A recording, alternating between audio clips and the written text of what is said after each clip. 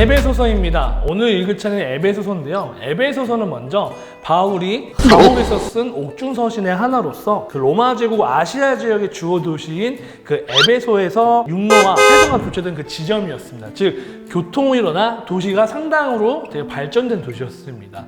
그러니까 뭐 육로를 통해서 오는 상인들도 많았고 해상로를 통해서 오는 상인들이 많았기 때문에 에베소 자체가 로마에 속한 이 대제국의 하나의 어떤 그런 상업 중심지였기 때문에 굉장히 발달된 도시라는 것을 기억하면 좋을 것 같습니다. 이 에베소 교회, 에베소 지역에는 이 풍요의 여신 아데미 신전이 그 위용을 자랑하고 있는데 훗날 지금의 터키에서 있는 그 모습에도 많은 사람들이 그 유적지를 보기 위해 몰려들고 있습니다.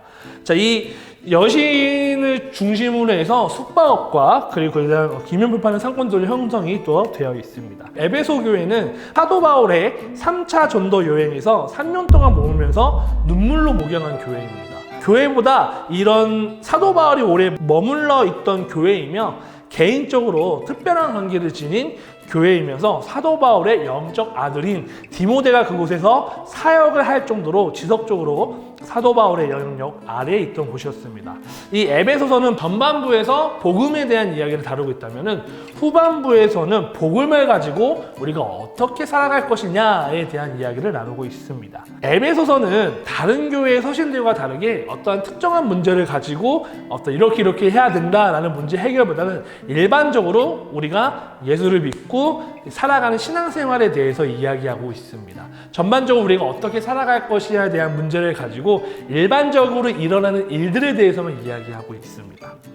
에베소서의 가장 큰 특징 중 하나는 사랑을 강조하고 있습니다. 바울 서신에서 109번이 넘는 사랑이 드러져 그중 19번이 에베소서에서 많이 표현되고 거론이 되고 있습니다. 그만큼 사랑을 강조하였고 사랑에 대해서 이야기하고 있었습니다. 그러나 이 계시록을 보면은 예수님께서 첫사랑을 잃은 에베소 교회의 모습을 보고 가슴 아파하는 그러한 문구를 볼 수가 있습니다. 즉 우리가 이 에베소서를 통해서 첫사랑을 기억하면 좋겠습니다. 이 에베소서는 하나님을 만나는 그 과정과 그리고 하나님을 만난 그 이후에 예수님을 향한 그 사랑이 어떻게 우리가 지켜나가며 우리가 아담의 여신을 어떻게 그들과 싸워 이겨냈지에 대해서 이야기하고 있습니다. 우리 청소년 여러분들이 에베소서를 통해서 하나님과의 첫사랑을 기억하고 혹은 앞으로 만날 예수님과의 첫사랑을 기대하면서 에베소서를 통해 사랑에 대한 이야기와 그리고 신앙을 어떻게 지켜나가야 하는지 이야기에 대해서 우리가 함께 말씀을 통해 은혜 받는 시간이 되었으면 좋겠습니다.